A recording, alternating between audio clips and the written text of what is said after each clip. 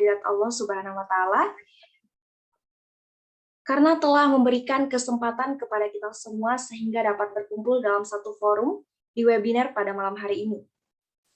Saya hormati dan saya ucapkan selamat datang kepada seluruh peserta webinar dan kepada kedua pemateri kita pada malam hari ini. Selamat malam, Kak Anas. Ya, selamat pagi waktu Kanada. Oke, selamat pagi di Kanada. Oke, Kak, siap. Dan saya ucapkan selamat malam juga kepada Kak Syahrial. Apakah Kak Syahrial sudah bergabung?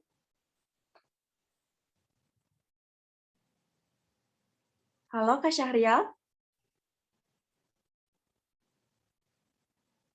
Sudah bergabung, mungkin ada terkendala jaringan ya, teman-teman. Oke, kita lanjutkan.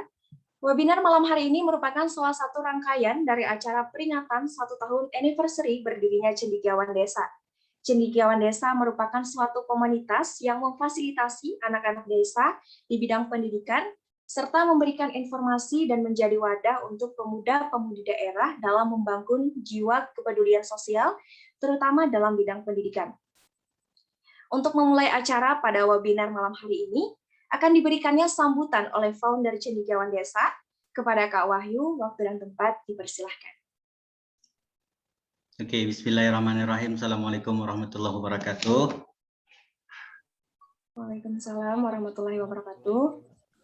Saya ucapkan terima kasih nih kepada Kak Ariska Ridayati selaku co-founder dari Cendekiawan Desa.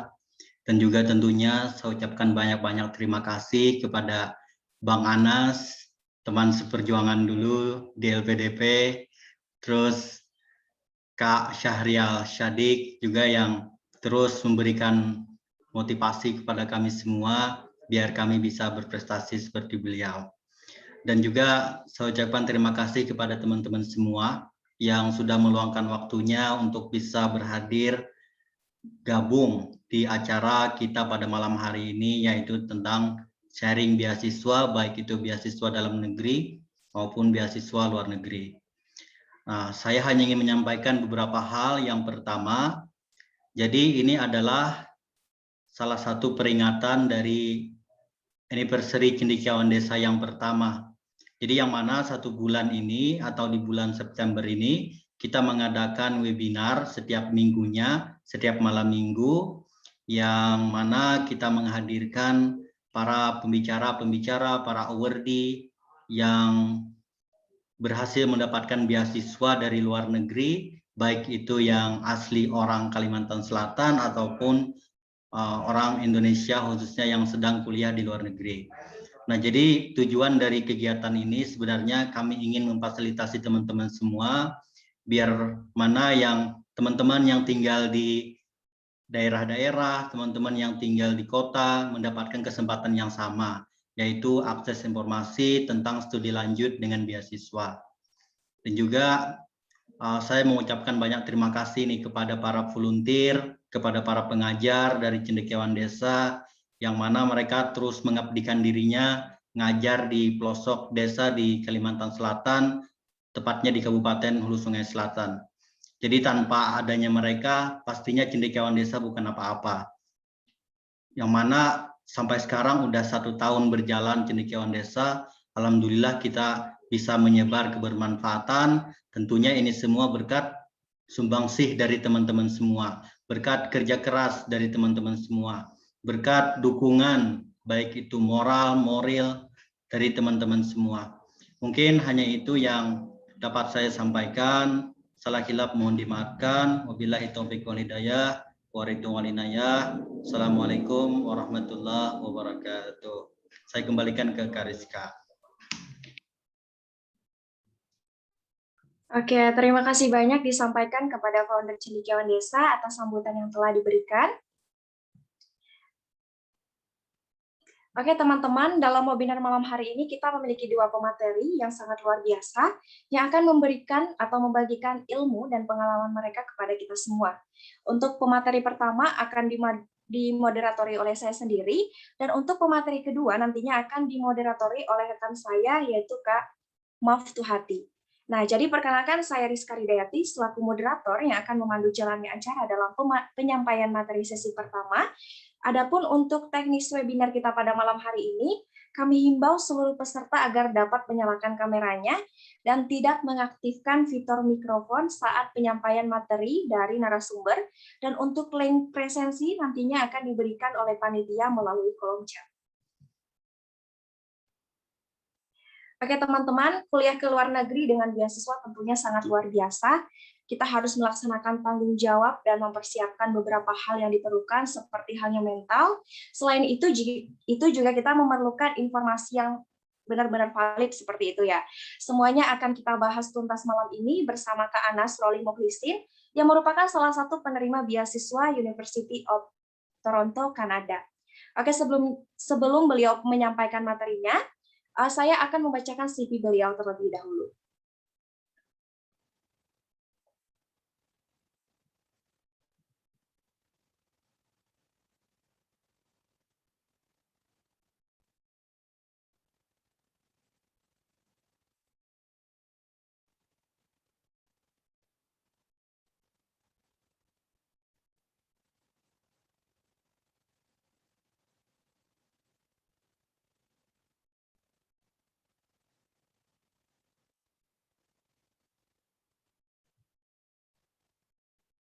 Untuk CV, apakah bisa di-share screen, Kak Wahyu?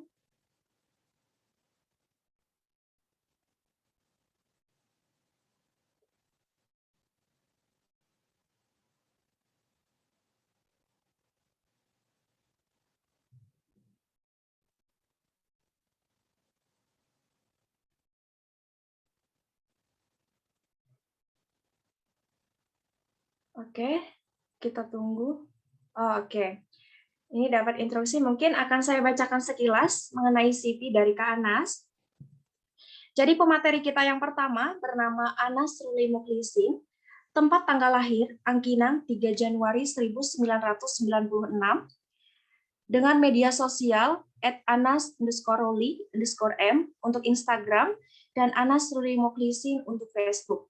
Domisili sekarang berada di Toronto, Ontario, Kanada. Untuk background pendidikan, untuk sekolah dasar, Kak Anas menempuh pendidikan di MIN Amparaya, kemudian dilanjutkan untuk SMP di Ponpes Darul Istiqamah Barabai, Kalimantan Selatan, SMA di Ponpes Rasyidiyah Khalidiyah Amuntai, Kalimantan Selatan, melanjutkan S1 di UIN Sunan Kalijaga, Yogyakarta, dan melanjutkan S2 di University of Toronto. Untuk beasiswa kuliah yang berhasil diraih, pertama berhasil meraih program beasiswa santri berprestasi yang diberikan oleh Kementerian Agama Republik Indonesia pada tahun kuliah 2014 hingga 2018. Selanjutnya juga berhasil mendapatkan Lembaga Pengelolaan Dana Pendidikan atau LPDP yang diberikan oleh Kementerian Keuangan Republik Indonesia pada tahun kuliah 2021 hingga 2022. Selanjutnya untuk pengalaman organisasi, di sini terdapat 13 pengalaman organisasi, mungkin akan saya bacakan 3 teratas untuk mempersingkat waktu. Jadi Kak Anas pernah mengikuti organisasi Lakpesdam PWNU DIY yang menjabat sebagai anggota divisi media pada periode 2018 hingga 2021, kemudian pernah menjabat sebagai Ketua Umum CSS Mora Nasional pada periode 2017 hingga 2018, dan pernah menjabat sebagai Kepala Litbang CSS Mora UIN Sunan Kalijaga pada periode 2016 hingga 2017. Kemudian untuk lomba yang pernah diraih atau dimenangkan, sangat banyak dan mungkin saya bacakan beberapa saja. Pernah meraih juara 25 besar penulis Android Do Yusuf Kala Nomination for Nobel Peace Prize pada tahun 2018, kemudian pernah juga mendapat juara 1 santri dengan hadiah ke Singapura pada tahun 2017, kemudian pernah meraih juara 1 dapat bahasa Inggris di Pionir 8 di Aceh. Kemudian untuk presentasi makalah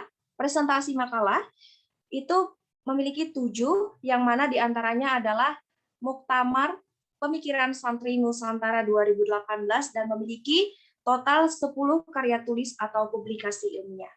Mungkin itu tadi sekilas CV dari pemateri kita yang pertama, Kak Anas. Oke, selanjutnya kita persilakan kepada Kak Anas untuk menyampaikan materi yang akan dibawakan. Kepada Kak Anas, waktu dan tempat dipersilakan.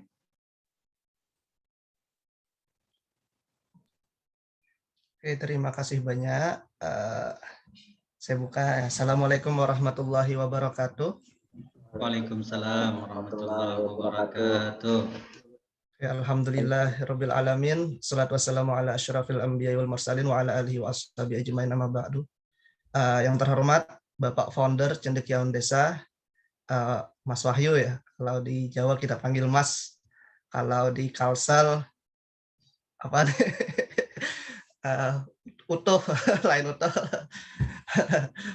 Oke, Bang Wahyu, Mbak Moderator, Mbak Rizka, terus kakak senior kita semua, Bang Syahrial ini luar biasa bisa ketemu lagi. Dulu di Jogja beberapa kali kita ketemu di nasihat ilmunya. Bang Syahrial itu motivator kita, betul kata Mas Wahyu lah. Alhamdulillah kawan-kawan bisa berjumpa dengan beliau, nanti bisa berbagi pengalaman dan nanti apa yang salah dari saya itu bisa dibetulkan oleh beliau. Nah itu. Jadi saya pertama, nanti kalau salah kan bisa dikoreksi, itu bagusnya. Oke, saya akan menyapa kawan-kawan. Ini mungkin sebagian dari Kalimantan Selatan, mungkin sebagian dari luar Kalimantan. Saya aslinya Kalimantan juga, di Desa Amparaya, Simpur, Kandangan. Lahirnya di sana, SD-nya juga di sana. Kemudian MTS-nya baru pindah ke Barabai, MA-nya ke Amontai, baru S1 ke Jogja, S2 sekarang di Kanada. Izin share screen biar nanti sedikit lebih mudah ya. Ini berapa menit Mbak Rizka saya presentasi? Presentasinya maksimal 45 menit, Kak. Oke, itu maksimal ya. Nanti kita tanya jawab saja. Oke. Terima kasih kawan-kawan yang sudah hadir. Ini malam minggu. Kalau di Indonesia malam minggu, kalau di Kanada kita masih pagi, jam 8:30 pagi di Kanada ini. Jadi ada perbedaan waktu sekitar 12 jam dengan Kalimantan Selatan. Jadi kita ucapkan selamat bergabung. Terima kasih kawan-kawan sudah meluangkan waktunya malam minggunya, nggak jalan-jalan sama pasangannya, ini malah meluangkan waktu untuk mendengarkan kami ya. Semoga nanti bisa bermanfaat dan memudahkan kawan-kawan dapat beasiswa ya. Dalam negeri banyak juga beasiswanya. Nanti kita mendengarkan cerita dari Bang Syahrial. Oke, ini izin share screen terlebih dahulu. Oke, jadi temanya adalah nanti strategi mendapatkan beasiswa luar negeri. Jadi teman-teman, beasiswa ke luar negeri itu ada banyak ya. Yang pertama ada LPDP, itu yang nanti akan saya sedikit bahas. Bang Wahyu juga dapat beasiswa LPDP ini. Jadi beasiswa LPDP ini adalah beasiswa yang bisa kuliah di dalam negeri maupun di luar negeri. Mau S2 atau S3, dan duitnya banyak gitu ya. Jadi kuliahnya udah gratis, terus per bulannya juga dapat uang lagi gitu. Nah, saya LPDP, lolos LPDP-nya 2019, cuman baru bisa kuliah 2021, agak sedikit panjang kalau mau keluar negeri, apalagi kondisi corona yang menyulitkan sekali untuk bisa keluar. Oke, jadi saya alumni UIN Sunan Kalijaga. Saya akan mulai sedikit ya. Sebenarnya saya keterima di 2 kampus. Yang pertama University of Edinburgh, kedua University of Toronto. Edinburgh ini di Inggris, Toronto di Kanada. Bagi kawan-kawan yang sudah pernah nonton mungkin Ayat-Ayat Cinta Kedua, itu kan Fahri, pemeran utamanya kan pernah ngajar di University of Edinburgh, ceritanya di Ayat-Ayat Cinta 2. Jadi bangunannya kalau di Inggris itu sangat klasik ya, rata-rata klasik kayak Oxford, atau kalau teman-teman pernah nonton film Harry Potter, itu rata-rata bangunannya kalau di Inggris itu kayak gitu. Kalau di Kanada itu campur, ada yang klasik, ada yang modern. Nanti kita lihat beberapa gambarnya. Jadi kita bisa daftar di beberapa kampus, tapi pada akhirnya harus memilih salah satu. Dan di LPDP kawan-kawan bisa milih 3 kampus ya, 3 kampus luar negeri atau 3 kampus dalam negeri. Nah, jadi bisa milih. Nah ini ya sebenarnya yang memotivasi saya pribadi kenapa harus keluar. If you are the smartest person in class, you are in the wrong class. Jadi jika kita adalah orang terpandai di kelas, maka sebenarnya kita berada di kelas yang salah. Maksudnya kita tidak akan terlalu berkembang karena kita sudah menjadi idola di kelas itu. Kita sudah jadi orang yang pintar. Mungkin di kelas itu bagus ya, kita menjadi orang yang pintar, tapi nanti perkembangannya akan beda kalau kita berada di kelas yang itu benar-benar kita itu menjadi orang bawah gitu. Teman-teman yang di Kalimantan, coba rasakan misalnya kuliah ke Jogja itu atau ke Malang ya, Mas Wahyu di Malang. Semoga kawan-kawan nanti yang di Kalimantan itu punya kesempatan belajar di Jawa ya, minimal ke Jawa dulu, Nanti di sana akan sedikit tantangannya lebih besar. Kalau kita misalnya di Kalimantan, kita bisa mungkin menjadi ranking 1, ranking 2, ranking 3 ya, ranking atas. Tapi kalau kita pindah ke Jawa belum tentu, karena saingannya udah se-Indonesia, dan mereka juga sudah punya bekal pendidikan yang mungkin lebih bagus daripada kita. Nah, jadi itu yang mendorong kawan-kawan kenapa kita harus meninggalkan zona nyaman kita. Mungkin kawan-kawan kalau di Kalsel kita udah tahu Medan ya, kita udah hafal sistem pendidikan gimana. Jadi kalau kita di sana, kemungkinan kita bisa menjadi yang terbaik itu mungkin, tapi jangan kalau bisa ya. Kalau bisa ke Jawa, kalau bisa lagi nanti ada kesempatan merasakan pendidikan di luar negeri. Jadi itu, saya merasakan di luar negeri itu betul kata Mbak moderator tadi ya, mental ya. Saya bertemu dengan orang dari negara-negara maju, ya 2 minggu pertama saya kuliah itu deg-degan, nervous, bisa nggak ya? Padahal udah latihan bahasa Inggris dari Indo, terus ke sini ternyata gugup juga. Lisan itu terasa kaku sekali untuk ngomong. Rasa inferior gitu ya, kita merasa rendah karena kita sebagai negara berkembang, kita negara ketiga istilahnya gitu kan, sedangkan mereka negara maju yang bahasa Inggrisnya adalah bahasa sehari-hari mereka, dan mereka aktif sekali di kelas. Jadi di awal-awal perkuliahan mungkin kebanyakan orang Indo yang kuliah ke luar negeri akan merasakan hal yang sama ya, gugup di awal itu pasti, tapi itu yang harus dilewatin ya. Jangan khawatir kawan-kawan yang belum berkesempatan kuliah ke luar negeri, ada banyak semacam short course bisa ke luar negeri ya, tapi harus rajin-rajin mencari. Jadi kalau nggak kesempatan kuliah formal di luar negeri, carilah kayak semacam short course 2 bulan, 3 bulan di luar negeri. Itu biasanya ada, ya, biar merasakan. Oke, ini semacam strategi saja. Nanti kita, beasiswa apapun itu pasti dibagi menjadi 3 ya, setidaknya ya, pra pendaftaran. Jadi sebelum daftar beasiswa udah harus tahu apa yang kawan-kawan persiapkan waktu pendaftaran, terus pendaftaran kampus tujuan. Oke, jadi bersyukur kawan-kawan yang saat ini masih kuliah di semester awal, atau misalnya masih SMA, atau masih punya waktu yang cukup panjang, jadi bisa dipersiapkan jika teman-teman pengen keluar negeri ya. Sebisa mungkin lah, kalau bisa ya. Karena memang long journey dan niatnya harus kuat ya.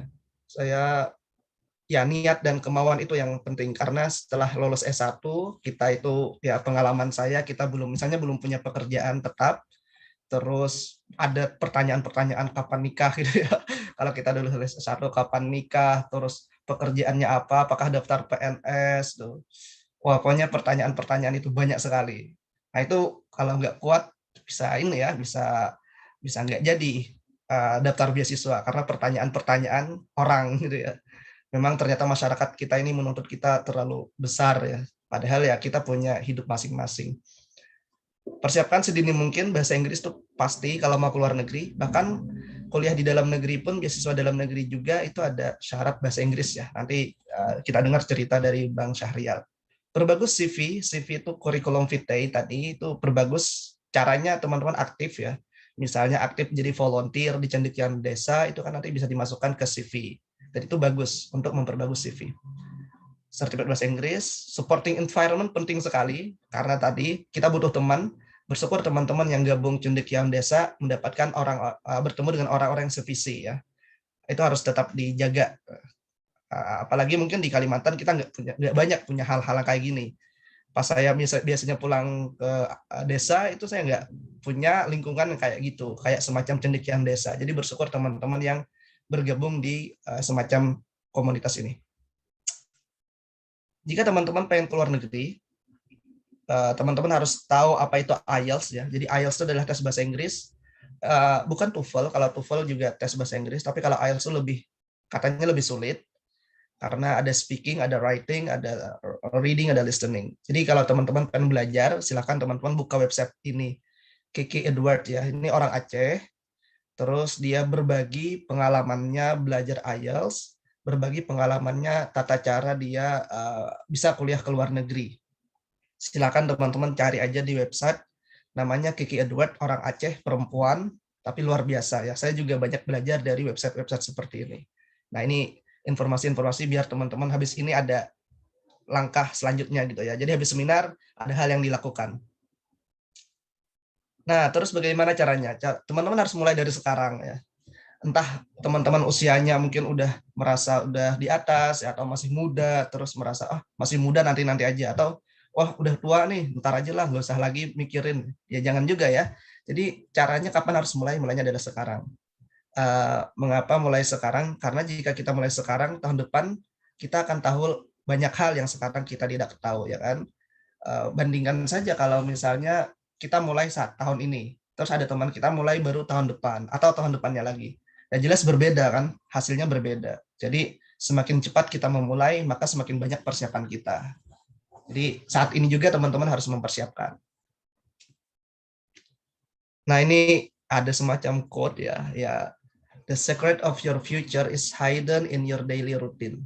Successful people do daily what the unsuccessful people do occasionally. Jadi rahasia masa depan kita, kawan-kawan ya, kawan-kawan yang apapun cita-cita teman-teman, entah itu kuliah ke luar negeri atau punya bisnis atau aktif di politik, itu rahasianya adalah terletak kepada rutinitas sehari-hari kita.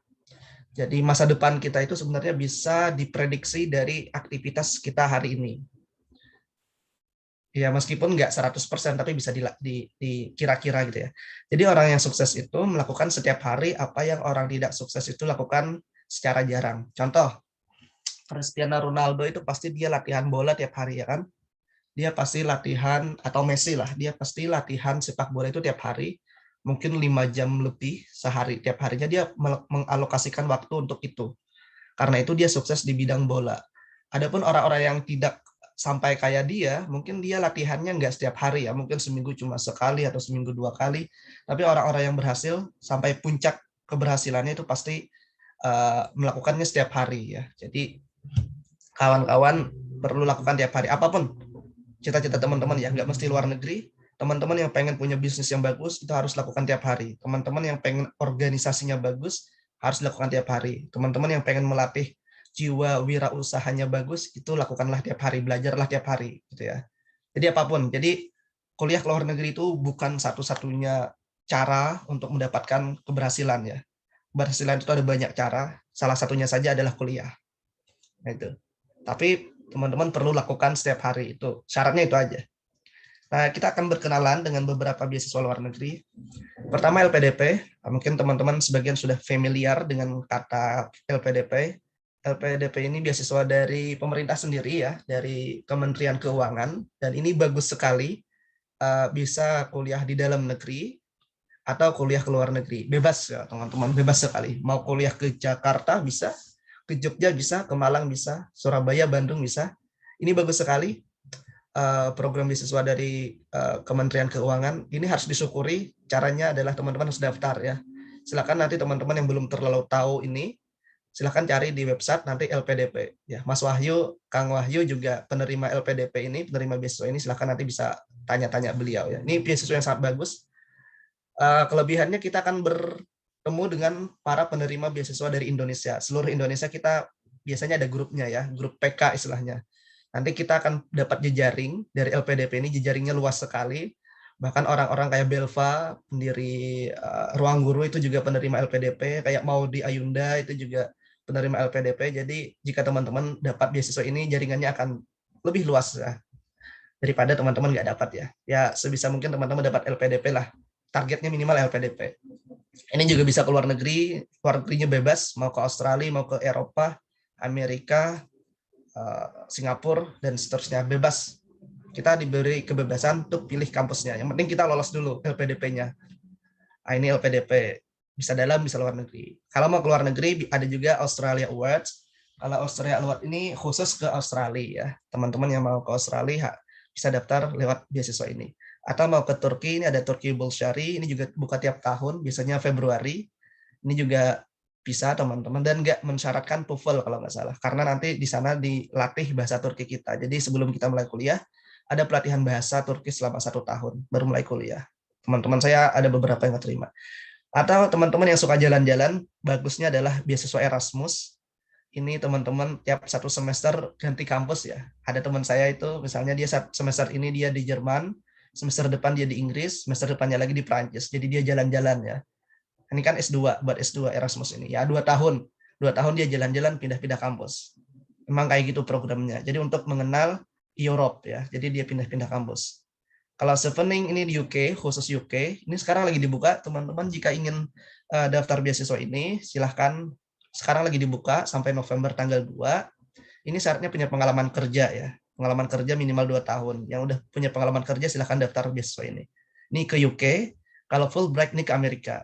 Jadi ini beasiswa-beasiswa ini itu hanya kepada satu negara aja ya. Satu negara atau ini Eropa lah, Uni Eropa. Tapi kalau LPDP, teman-teman itu bebas ya. Mau di dalam negeri bisa, mau keluar negeri bisa, nggak terbatas kepada Australia saja, bisa ke Eropa, bisa ke Amerika, Kanada, dan seterusnya. Jadi yang paling luas itu adalah LPDP cakupannya. Nah, silakan nanti teman-teman semoga ada niat untuk daftar LPDP ya, karena ya pendidikan mumpung ada beasiswanya. Karena kalau kita lihat beberapa tahun sebelumnya itu nggak ada beasiswa segede ini ya. Oke, kita lanjut. Ini ada semacam jadwal beasiswa dunia ya. Ini saya ambil dari Kiki Edward juga. Silakan nanti teman-teman yang pengen keluar negeri, saya sarankan baca-baca website Kiki Edward ini ya. Ini ada PDP kapan dibuka, DAAD ini beasiswa Jerman. Ada banyak sekali sebenarnya beasiswa ya. Tapi yang saya rasakan memang jujur saja kalau di Kalimantan akses informasi memang terbatas ya. Saya rasakan sendiri, saya SD sampai SMA malah juga ya di Kalimantan. Memang informasi beasiswa kayak gini saya kurang dapat ya. Jadi sangat bersyukur ada Abang Wahyu yang menggerakkan kawan-kawan untuk berbagi informasi di Kalimantan ya. Ini sangat harus kita support ya. Bang Sahrial juga punya cendekiawan Kalimantan itu, jadi bagus sekali. Kalau saya belum bisa membuat hal yang sama ya karena masih posisinya di sini, tapi cara saya berbagi adalah dengan kayak gini, sharing pengalaman saja.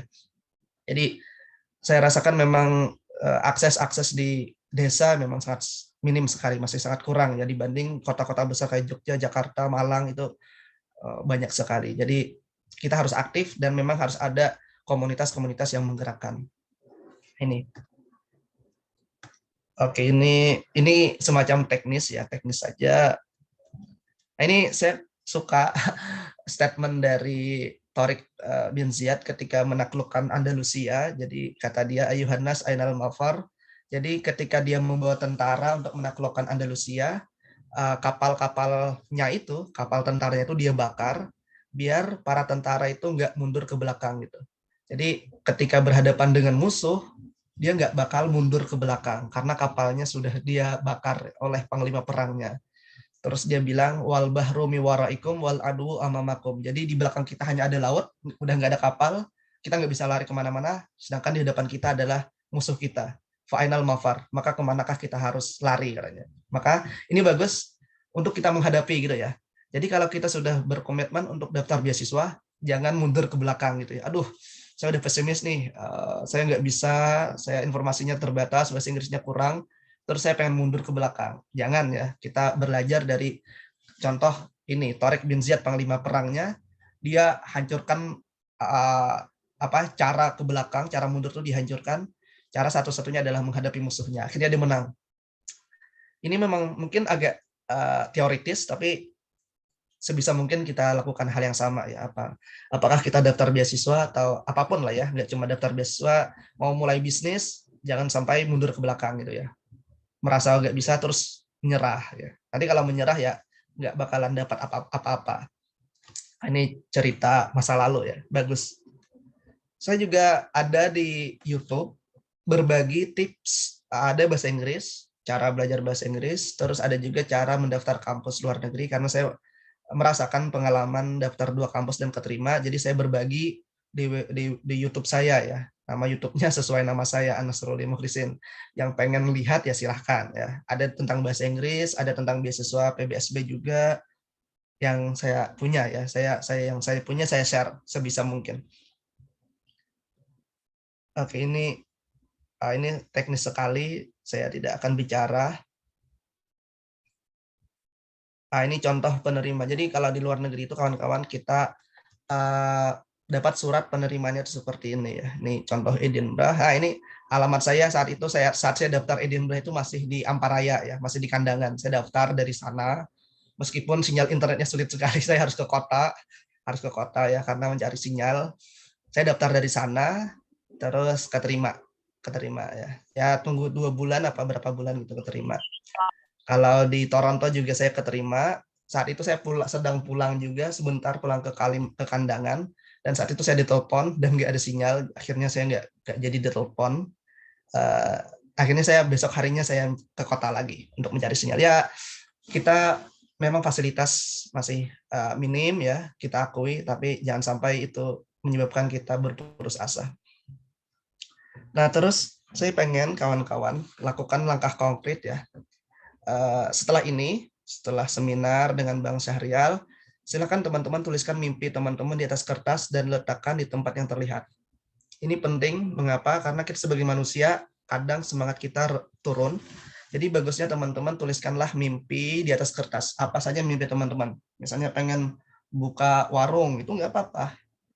Kan itu juga niatnya membantu ekonomi keluarga. Misalnya buka warung, tulis aja di atas kertas. Atau pengen lanjut kuliah dengan beasiswa di Jogja atau di Malang, tulis aja di atas kertas ya. Atau pengen misalnya jadi volunteer di cendekiawan desa, tulis aja di atas kertas dan tempel. Dan itu memang terjadi ya, itu bagus sekali saya merasakan. Jadi saat saya masih mahasiswa S1 di Jogja, saya nulis ya. Pertama, saya pengen keluar negeri minimal sekali sebelum lulus S1. Tulis aja, nggak tahu caranya gimana nih. Yang penting ditulis aja. Terus saya bingung caranya gimana. Nggak apa-apa. Ternyata suatu saat ada lomba nulis tadi, lomba nulis Santri Writer Summit. Ternyata hadiahnya juara 1 itu ke Singapura.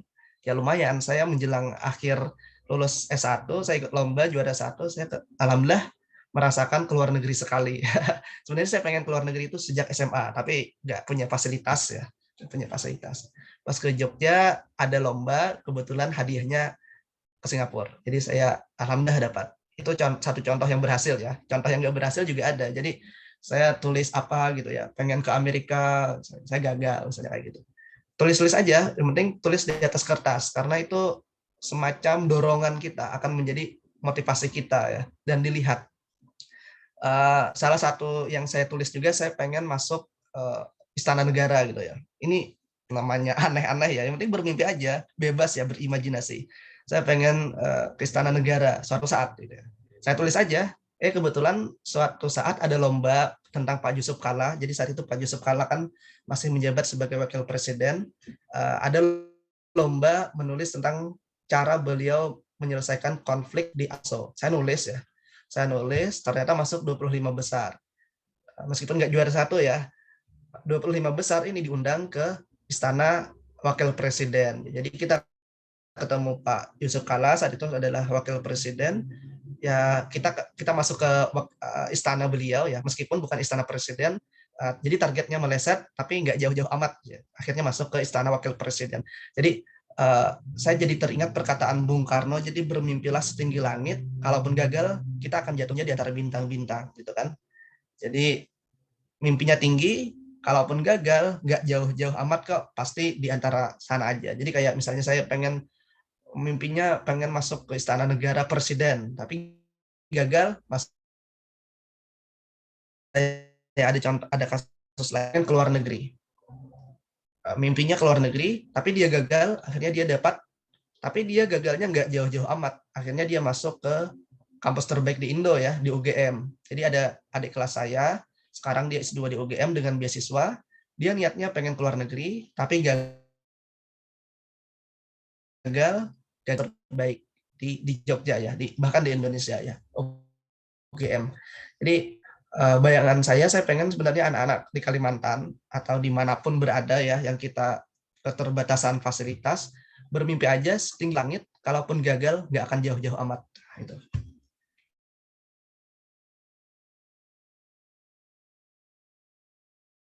Terus nonton aja di YouTube, judulnya itu Sang Pembuat Jejak, itu bagus sekali, judulnya Sang Pembuat Jejak.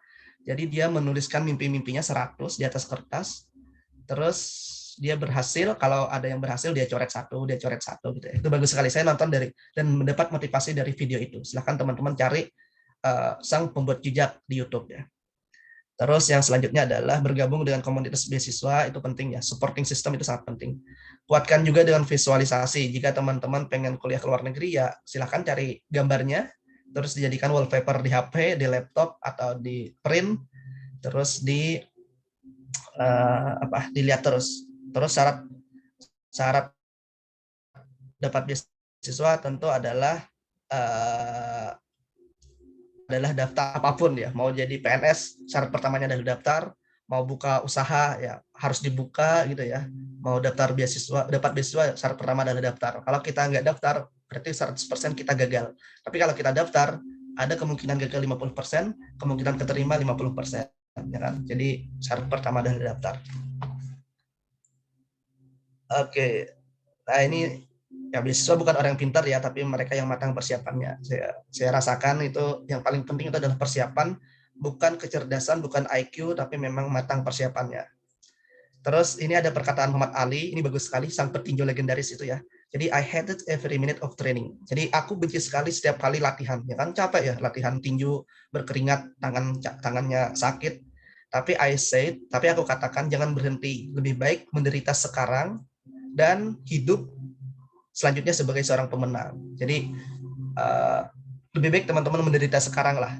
Menderita misalnya mau buka usaha, harus minjam duit ke sana kemari, harus belajar lagi, mending menderitanya saat ini, tapi setelah itu menikmatin masa-masa mendapatkan ya. Jadi saat ini adalah masa untuk menanam, nanti suatu saat akan menuai.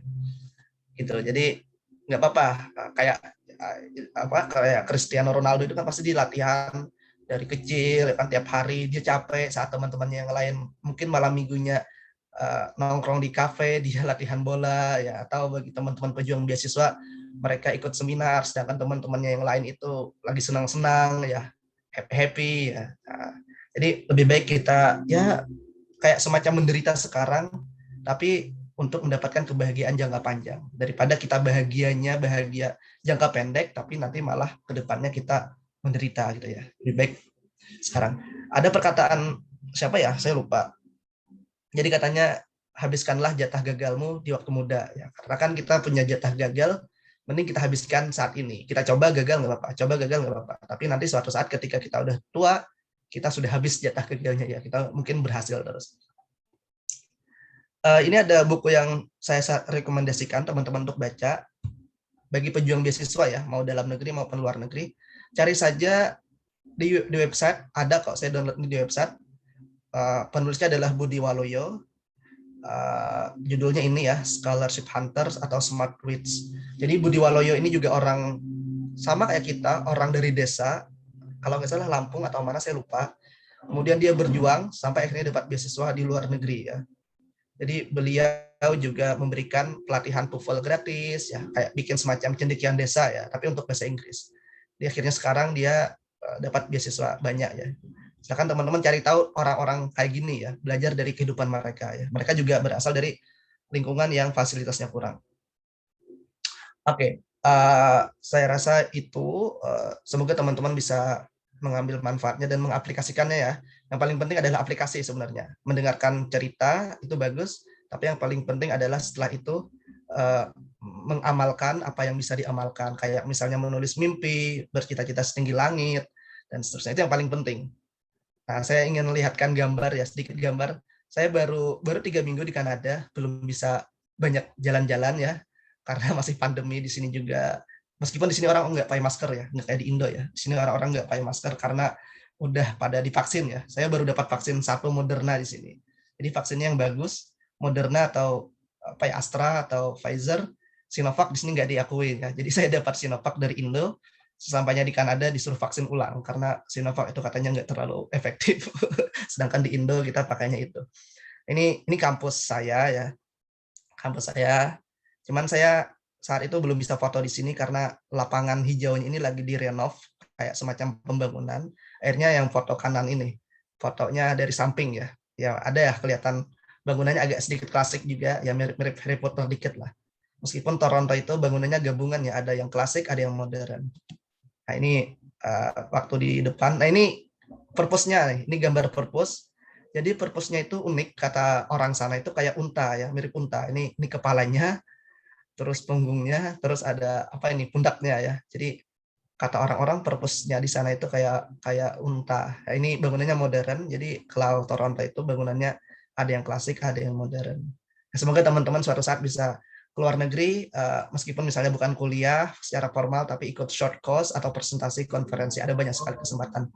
Saya rasa itu yang penting teman-teman punya niat ya, punya manfaat. Saya kembalikan ke Mbak Moderator. Terima kasih sudah mendengarkan. Wassalamualaikum warahmatullahi wabarakatuh. Waalaikumsalam warahmatullahi wabarakatuh.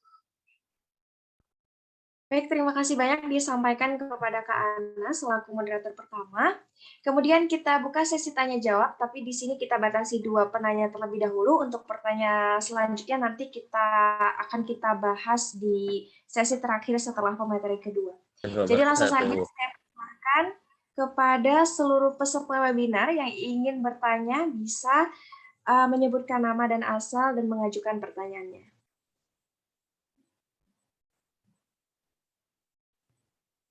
Disable di WA fungsi nggak? Disable. Bisa juga teman-teman semua menyampaikan pertanyaannya melalui kolom chat. Nanti akan saya bacakan dan akan saya sampaikan. Assalamualaikum. Boleh nanya nggak? Waalaikumsalam warahmatullahi wabarakatuh. Boleh atas Kak Nurdin di Kuala Kapuas. Kak Nurdin. Selamat malam. Bisa disampaikan Kak pertanyaannya apa? Iya, terima kasih Mbaknya yang telah memberikan kesempatan. Ini buat yang Mas Anas tadi, ada trik khusus nggak biar bisa lulus ikut tes pendaftaran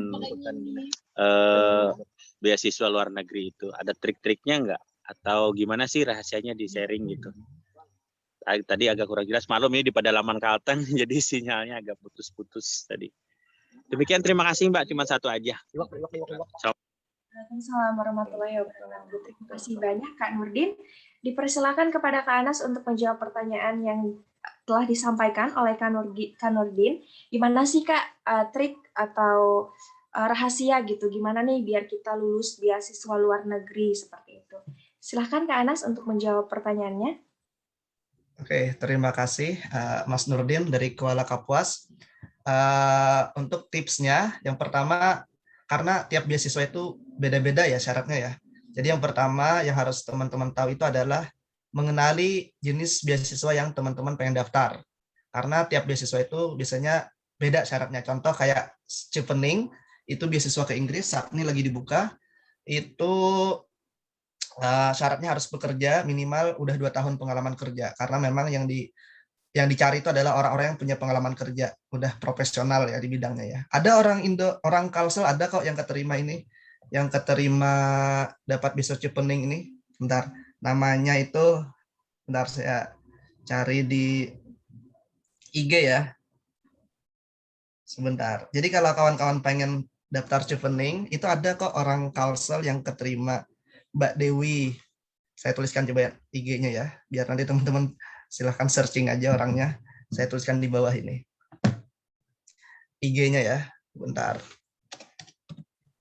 Perempuan Dewi Andita. Nah, ini orang kita sendiri, maksudnya adalah orang Kalimantan. Terus dia keterima beasiswa Chevening di Inggris ya. Saya kontakkan juga sama beliau. Jadi kalau beasiswa Chevening itu syaratnya harus kerja minimal 2 tahun ya.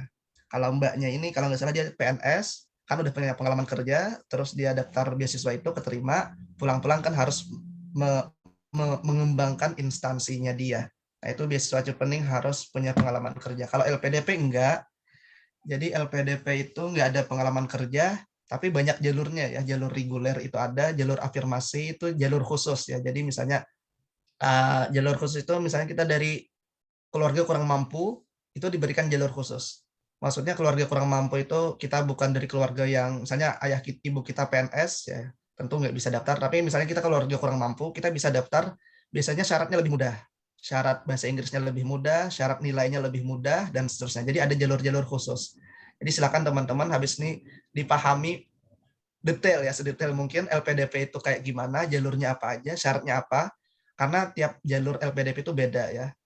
Jadi saya juga jalur khusus ya, saya jalur santri.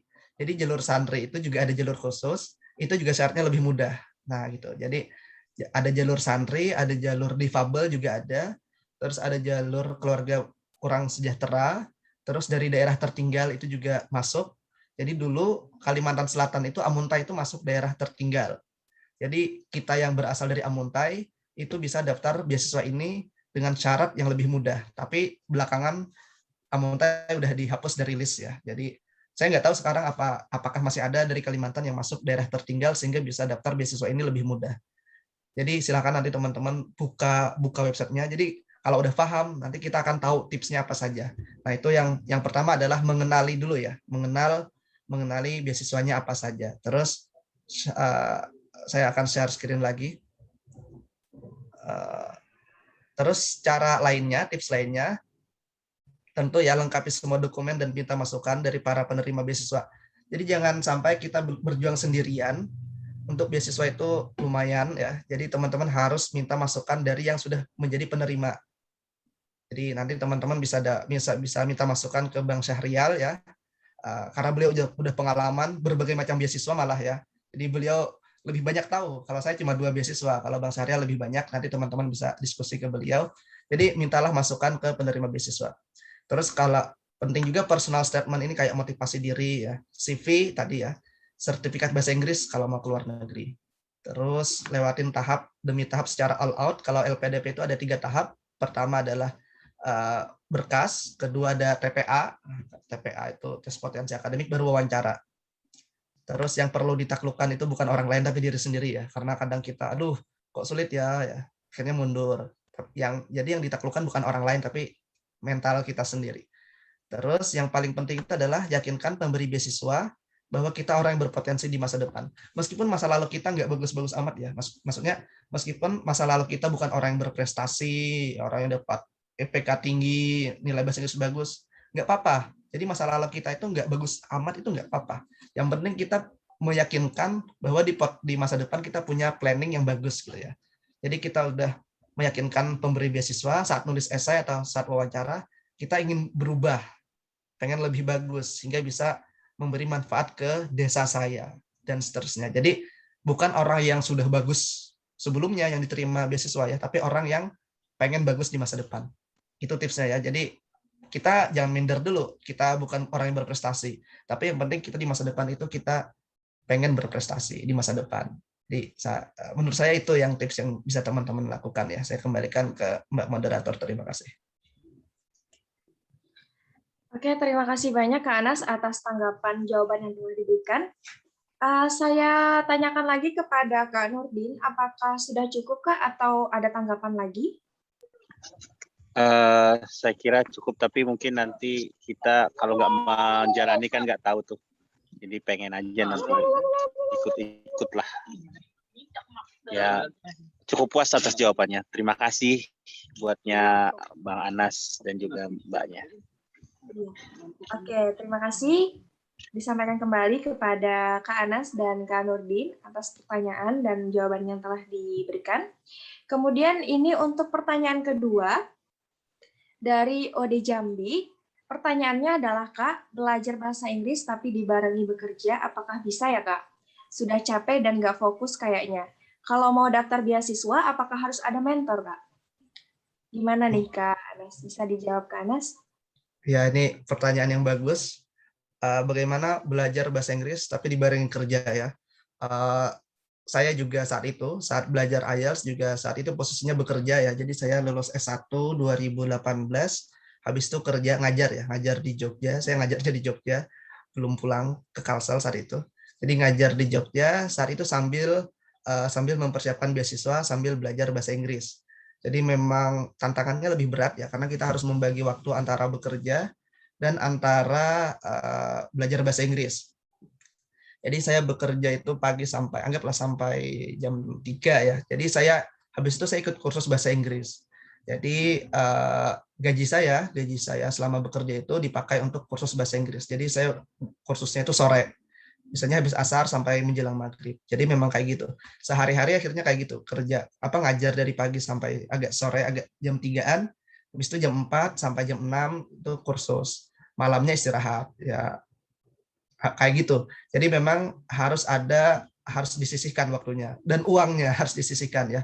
Karena saat itu saya harus ikut kursus karena saya tahu kalau belajar sendiri kok kayaknya nggak ada temennya gitu kan ya, nggak bisa praktik percakapan. Akhirnya saya memang harus kursus. Ya menyisihkan waktu dan menyisihkan sebagian gaji. Nah ternyata saya masih belum bisa fokus karena pekerjaan juga banyak ya. Terus dan bahasa Inggris harus fokus. Akhirnya saya minta cuti, kayak semacam meninggalkan pekerjaan selama 2 bulan. Saya 2 bulan izin, untung diizinkan.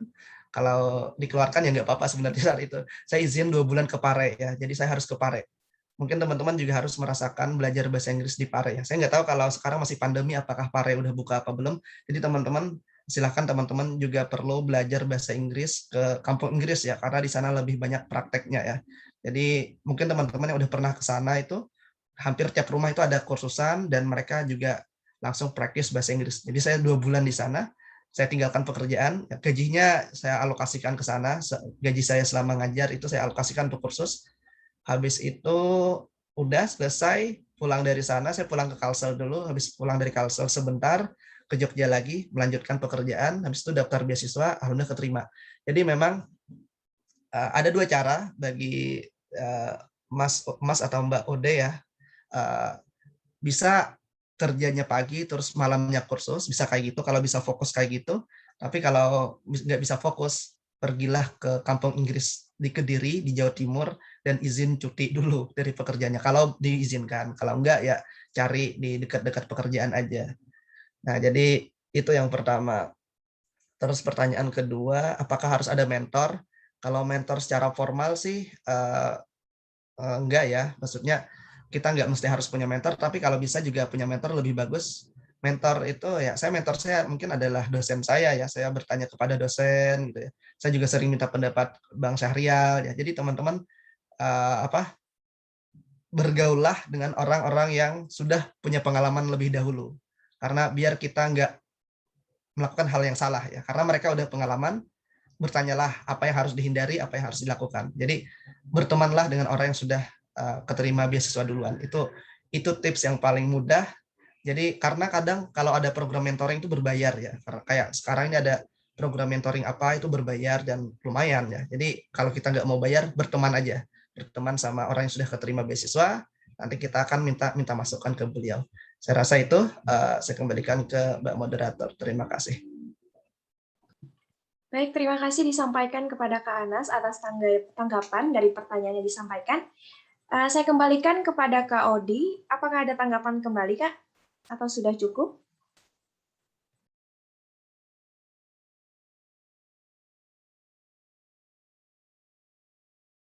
Oke, terima kasih. Sudah jelas dan bisa diterima.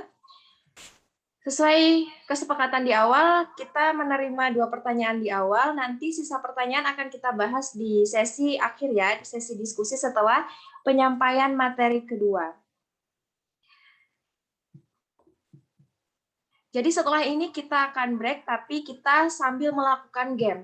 Nanti kita akan melakukan game Kahoot yang akan dipandu langsung oleh Kak Wahyu. Untuk Kak Wahyu bisa langsung memulainya Kak, atau gimana? Mbak Rizka, sebentar. Kak Iyal, ulun izin pamit duluan lah. Soalnya di sini jam 9 ini mau ada bikin kartu transportasi dulu janjinya. Jadi mohon maaf Mbak Rizka nggak bisa ikut sampai akhir. Bang Syahrial, terima kasih. Nanti kalau ada teman-teman ada pertanyaan bisa japri ya di Instagram aja. Ya, Kalau terima kasih, kalau WhatsApp saya udah ganti nomor, jadi kalau mau tanya jawab bisa hubungin saya di Instagram aja ya. Terima kasih Bang Syahrial, saya izin pamit ya. terima kasih, Mohon Pak maaf Anas. sekali. Ya. Assalamualaikum warahmatullahi wabarakatuh. Waalaikumsalam warahmatullahi wabarakatuh. Assalamualaikum warahmatullahi wabarakatuh. Waalaikumsalam warahmatullahi wabarakatuh.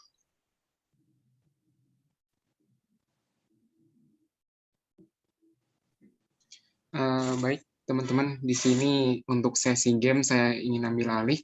Jadi terlebih dahulu teman-teman bisa masuk ke Google Chrome-nya, lalu memasukkan www.kahoot.it ataupun melalui aplikasi Kahoot-nya sendiri.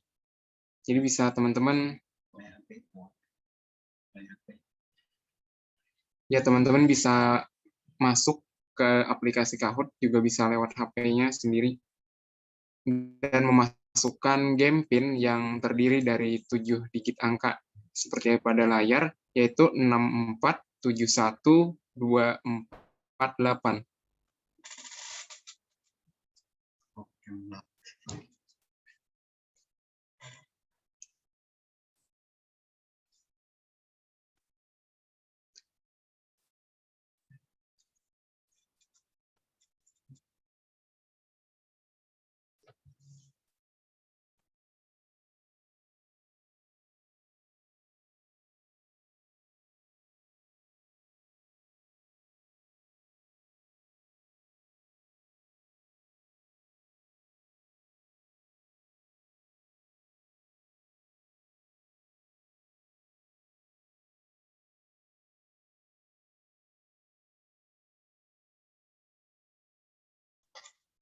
Ayo teman-teman, silahkan untuk join.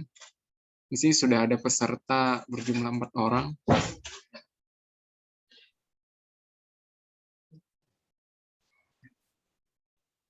Oke, teman-teman bisa segera join. Ini peserta di ruang Zoom ada 25, bisa nih segera bergabung meramaikan gamenya. Ini udah bergabung, ada yang join 5 orang. Kita tunggu teman-teman yang lain partisipasinya. Ayo kita seru-seruan main game di sini. Ada door prize-nya loh buat pemenang nanti. Teman-teman juga bisa gunakan pakai HP biasa, jadi yang langsung aja langsung kunjungin di www.kahoot.it, terus ntar masukin ini game pin-nya ini, terus tulis nama, baru bisa join.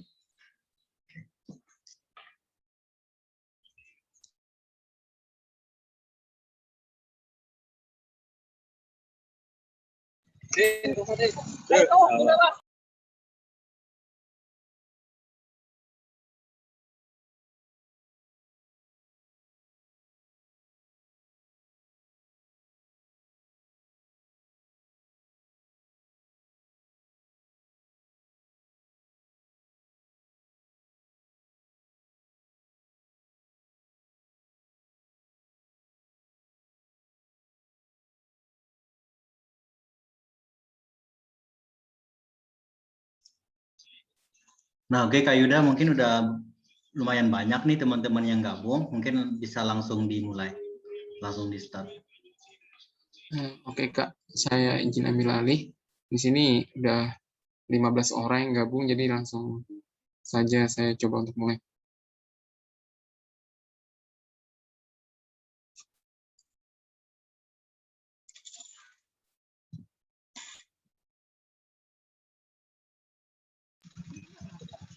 Di screen-nya tertulis your network is slowly, jadi agak lambat ini.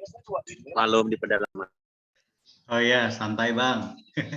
Nah, Ki, itu udah ada pertanyaannya, jadi teman-teman bisa langsung jawab tuh.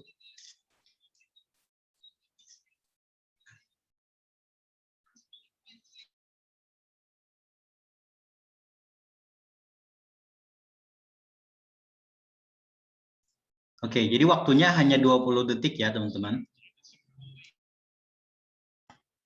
Oke, saya next ya Kak. Oke.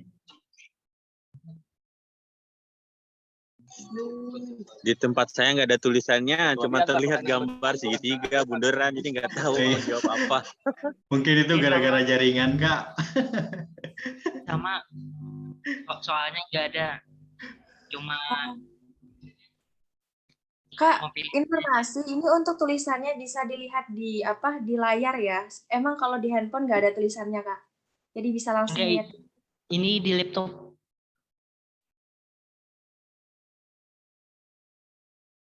Oh itu kalau di Zoom kelihatan nih di layar punyanya apa moderator mungkin. Tapi kalau di tulis saya nggak. Langsung kejawab, nggak sempet jawab.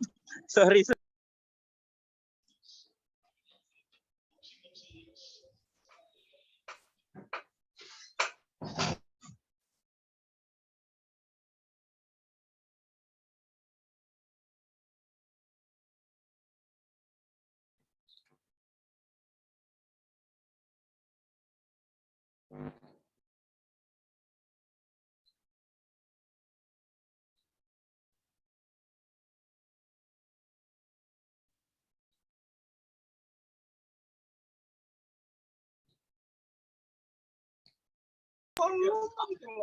Ini survei ya. Kok nggak tahu saya.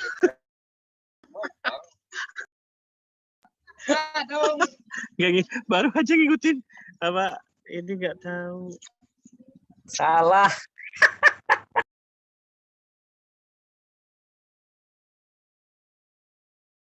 Ya Allah, follow IG-nya aja baru tadi malam, nggak sempet baca nih.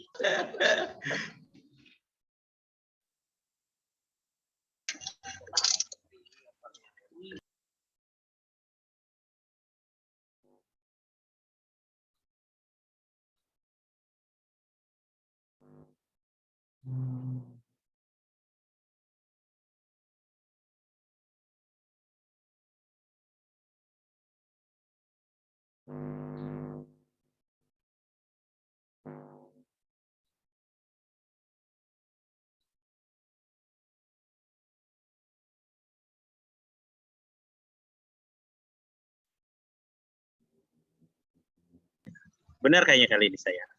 Ini umum deh. Kalau salah kebangetan. Yes. Apa itu 602 itu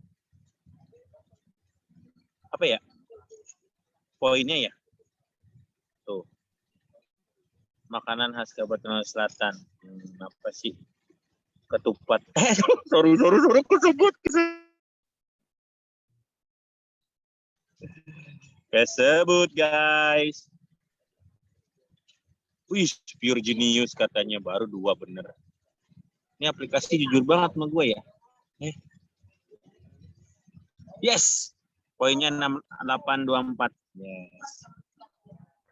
Kok nggak masuk kita? Mungkin kurang cepat nih. Negara dengan sistem terbaik Indonesia. Oh yes, aku tahu. Aku pernah lihat di Trans 7 ini. Kok Trans 7 pula ya? Bener nggak ya sih?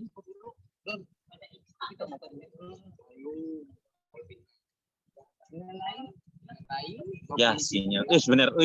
Mantap, bener. Poinnya itu poin apa sih? Luar biasa sih. Ini kalau jangan matematika aja ya. Siapa teman-teman? Pendidikan bangsa. Sisa 2 pertanyaan lagi. Yes. Ini mah pengetahuan umum. Kalau yang tadi itu khusus pengetahuan khusus. Enggak deh. Kalau yang ini kayaknya benar-benar. Ini yang ikut berapa orang sih? Cuma 10. Oh, kuisnya cuma 10 soalnya. Yang ikut berapa ya? Oke, sebentar lagi ya. Yeay. Sombong nih kita. Tapi nggak masuk ranking tuh 5 besar aja nggak masuk. LDP, LPDP, sama itu lembaga pengadaan dana pelajar, aduh berapa detik, udah tawakal tuh ala Allah. Benar nggak sih? Yes, salah. Lembaga pengelola dana pendidikan. It's not over, yes. Okay. Iya jelas. Oke, ini yang terakhir mungkin ya. Dengan kita kuliah di dalam negeri, luar negeri, negara tertentu, dalam dan luar negeri. Aku dengarnya separuh tadi, kayaknya yang kuning deh. Kenapa ngomong ini masuk kan? Oh, belum di mute, ya Allah.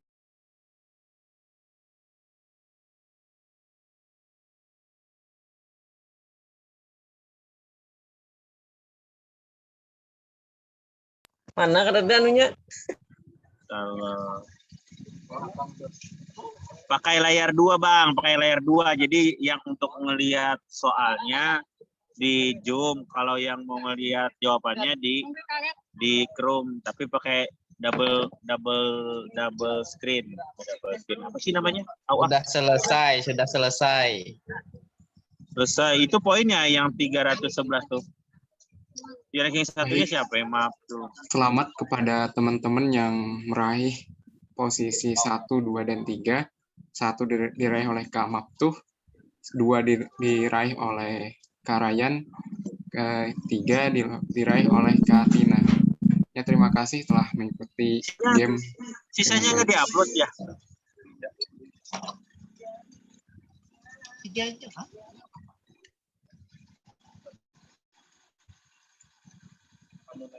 Well play. Baik, saya kembalikan kepada Kak Rizka. Asik gamenya. Kepada panitia Kak Yuda ya yang sudah memandu jalannya game. Nah, tadi sudah disampaikan 3 pemenang nilai tertinggi dalam game. Ada 3 pemenang ya, nanti ditunggu aja hadiahnya apa. Mungkin akan diumumkan secara langsung oleh founder Cendekiawan Desa melalui grup yang sudah dibentuk. Oke, kita lanjutkan.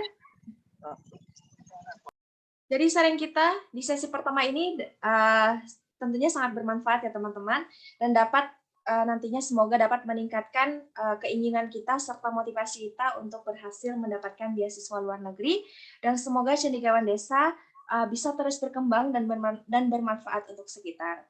Sekali lagi saya ucapkan terima kasih banyak kepada narasumber, yaitu Kak Anas tadi sudah meminta izin untuk keluar terlebih dahulu karena ada keperluan yang penting juga. Dan saya selaku moderator pertama, mohon maaf jika ada salah kata ataupun perbuatan. Baik, langsung saja saya serahkan kepada moderator kedua untuk memandu jalannya acara dan diskusi pada sesi kedua. Kepada Kak Maftuh Hati, waktu dan tempat dipersilahkan.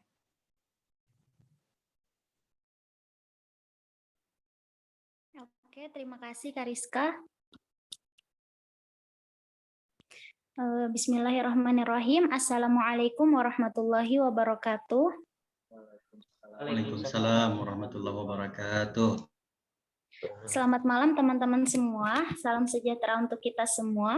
Semoga kita selalu diberikan kesehatan, kebahagiaan, dan keberkahan dalam setiap aktivitas yang kita lakukan. Sebelumnya, izinkan saya memperkenalkan diri. Nama saya Maftuh Hati, selaku moderator, mengucapkan terima kasih banyak kepada seluruh peserta webinar dan narasumber kita pada malam hari ini, yaitu Kak Anas dan Kak Syahrial, yang telah bersedia meluangkan waktunya untuk menginspirasi dan membagikan pengalamannya kepada kita pada malam hari ini. Alhamdulillah telah kita dengarkan dan ambil ilmu dan motivasi dari pemateri pertama, yaitu Kak Anas, tentang pengalamannya mendapatkan beasiswa LPDP ke luar negeri, yaitu ke Kanada. Nah, di sesi kedua ini kita akan mendengarkan cerita, pengalaman, dan sepak terjang Kak Syahrial Sadiq mendapatkan beasiswa di dalam negeri serta mendapatkan banyak gelar di umur yang terbilang masih sangat muda. Beliau adalah mahasiswa termuda yang meraih gelar doktor se-Kalimantan Selatan. Sebelum kita mendengarkan paparan materi dari Kak Syahrial, izinkan saya untuk membacakan CV beliau terlebih dahulu. Nama beliau Syahrial Sadiq. Sebentar. Ya, nama lengkap beliau Syahrial Sadiq. Tempat tanggal lahirnya Kalua, 18 Mei 1993. Hobinya educating, researching, and serving the community. Nah, beliau ini background pendidikannya lumayan banyak ya teman-teman, bisa kita lihat di pamflet yang disebarkan oleh Cendekiawan Desa itu banyak sekali gelar yang dimiliki oleh beliau ini. Nah, saya akan bacakan pendidikan yang ditempuh beliau selama ini. Nah, yang pertama itu S1 Electrical Engineering Universitas Muhammadiyah Yogyakarta. Yang kedua itu S2 Electrical Engineering Universitas Gadjah Mada UGM Yogyakarta. Kemudian dilanjutkan lagi S2 Manajemen Universitas Islam Indonesia UII Yogyakarta. Kemudian Engineer Profession Program Universitas Negeri Yogyakarta UNY. Terus IPP Insinyur Profesional Pramata Persatuan Insinyur Indonesia PII. Dan S3 Ekonomik Universitas Islam Indonesia UII Yogyakarta. Kompetensi yang dimiliki beliau itu di bidangnya terutama ini ada 3. Technical kompetensinya itu Electrical Engineering and Information Technology. Kemudian Managerial Competencies HRM Strategic Management and Organizational Behavior. Specialization-nya Engineering Management, AI, Big Data, Deep Learning, Machine Learning, and Internet of Things. Wah, keren sekali ya. Kemudian pengalaman kerjanya beliau ini seorang dosen, kemudian juga reviewer jurnal-jurnal, ada banyak ini dari jurnal UGM, JRCUMY, JTQUAD, dan lain-lain. Kemudian beliau juga editorial Board of Academic Journal, BISTA UAD, terus dan penerima beasiswa BJP, PPA, dan lain-lain. Nanti akan kita dengarkan lebih lanjut pemaparannya dari Kak Syahrial ini. Nah, itu tadi sekilas dari CV dari Kak Syahrial. Kemudian untuk mempersingkat waktu, maka saya persilahkan kepada Kak Syahrial Sadiq untuk membagikan pengalaman dan ceritanya kepada kita semua. Kak Syahrial, waktu dan tempat saya persilahkan. Oke, terima kasih banyak Mbak Maftuhati selaku moderator ya. Mungkin admin bisa jadikan saya co-host ya, supaya nanti saya izin untuk share screen. Ya, terima kasih juga kepada founder Cendekiawan Desa yaitu Bang Wahyu ya, yang telah memberikan amanah kepada kami, saya dan Bang Anas untuk sharing pada malam kali ini. Kemudian tak lupa juga saya ucapkan salam hormat kepada moderator yang kedua itu Mbak Ariska Ridianti, kemudian Bang Anas yang tadi sudah memaparkan materi lebih awal, dan para peserta ya, para peserta, baik itu mahasiswa-mahasiswi, kemudian yang sudah bekerja, dan mungkin ya sampai juga yang sedang sekolah seperti itu ya, sekolah menengah atas dan seterusnya. Nah, di sini saya izin share screen ya terkait dengan motivasi.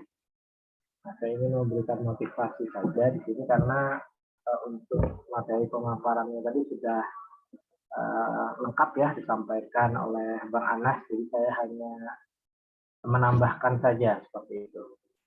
Dan ingin menambahkan terkait dengan pendidikan atau education ya. Pendidikan merupakan investasi masa depan. Nah, itulah kiranya judul yang saya angkat itu. Terkait dengan beasiswa kuliah ya di dalam negeri dan luar negeri. Kalau Bang Anas tadi di luar negeri, saya fokus di dalam negeri saja karena itu pengalaman dan amanah yang sudah Allah berikan pada saya beasiswa di dalam negeri. Nah, ini sekilas perkenalan dari saya ya, tadi sudah disampaikan oleh Mbak Moderator, Mbak Maftuhati. Nah, ini merupakan email saya, kemudian kontak person, line atau Instagram, kemudian nomor HP atau WA ya, ini include, kemudian Facebook, chat dan sebagainya.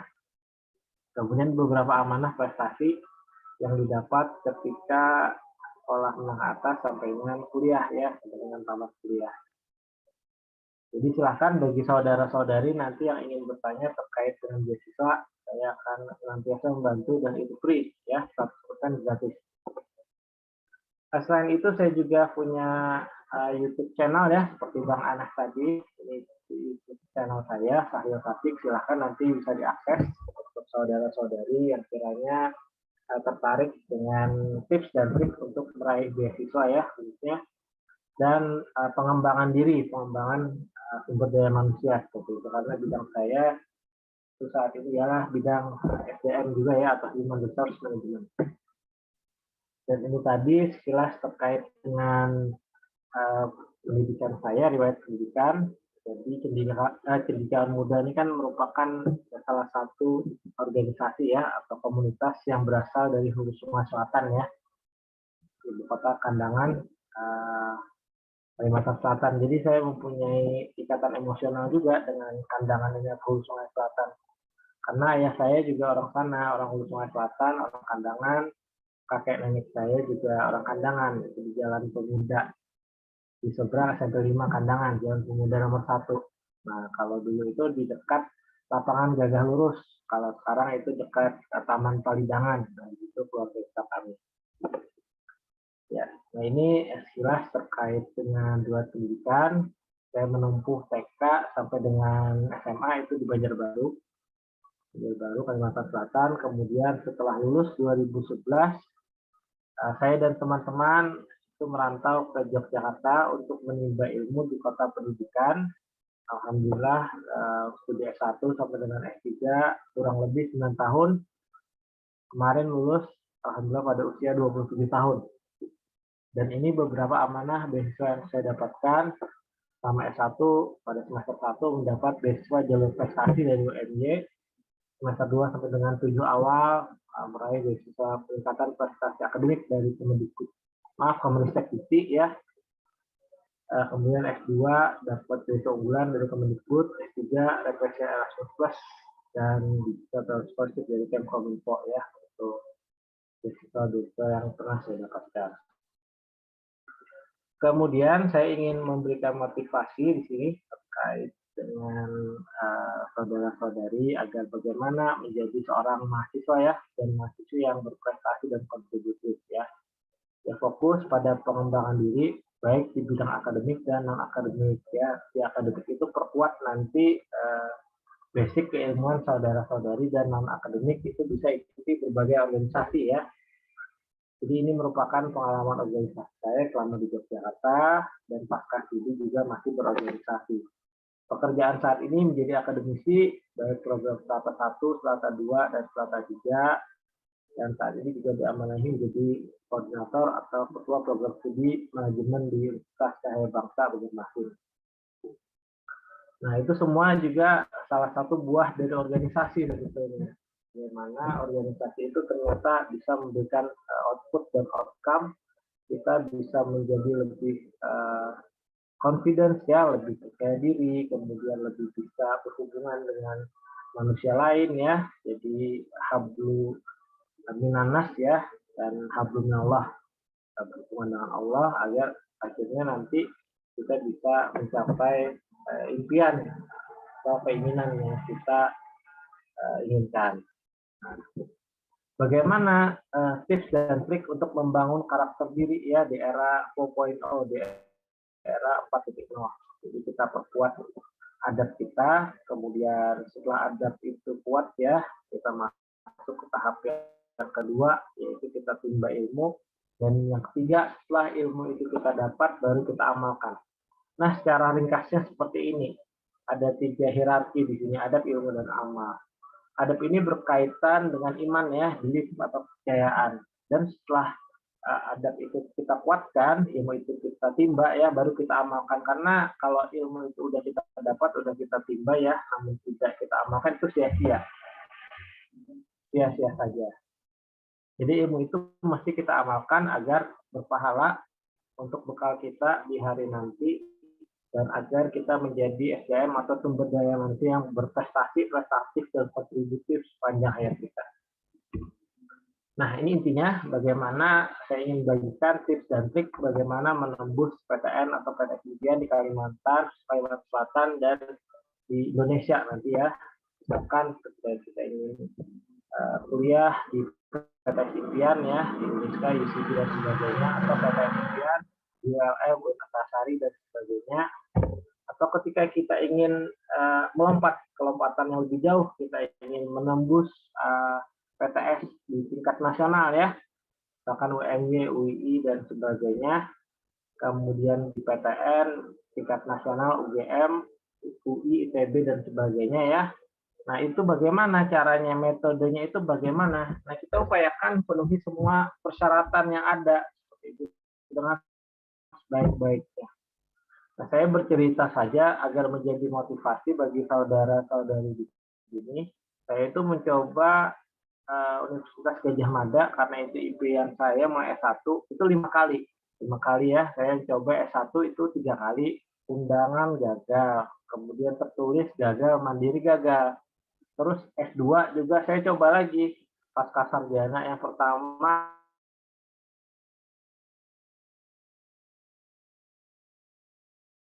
gagal prospeksi diri, yang kurang ya dari usaha atau berkas yang saya ajukan seperti itu. Setelah saya flashback, berkontemplasi, penuhi syarat, akhirnya alhamdulillah pada kesempatan yang kelima baru saya bisa menembus Universitas Gadjah Mada itu pada program S2. Nah, itulah jatuh bangunnya bagaimana impian kita itu harus kita perjuangkan seperti itu ya. Jadi saya menembus alhamdulillah 2 PTN kemarin, UNY Negeri Jogja itu alhamdulillah sekali, UGM ini 5 kali saya coba, PTS itu 2 juga alhamdulillah, UI dan UMY ini alhamdulillah sekali-sekali saja saya coba berhasil. Kemudian kita apply atau submit berkas, kemudian jika berhasil ya alhamdulillah itu rezeki kita, jika gagal coba lagi ya, seperti saya tadi saya sudah memberikan motivasi, saya coba 5 kali, S1 3 kali, S2 2 kali, jadi 5 kali saya coba. Kemudian jangan pernah menyerah saat gagal ya, coba terus, tetap semangat, optimis, dan selalu berpikir positif, petik setiap hikmah yang ada.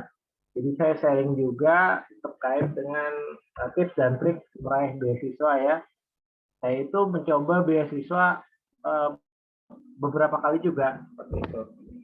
Kemudian di program pasca, maksudnya yang saya ingat sekali di UGM itu waktu S2. Saya coba juga LPDP, kemarin sudah sampai tahap SGD, fokus group discussion, dan mau melaju ke tahap wawancara. Saya itu masuk 2015, bulan Agustus atau September seperti itu. Dan saat itu pula di Kementerian Keuangan Jogja saya seleksi ya, tahap akhir. Namun saya masuknya itu September. Nah, kata Dewan Juri, saya tidak boleh meneruskan karena saya September masuknya. Anda harus ikut yang 1 semester lagi karena LPDP itu kan ada program keberangkatan ya, ada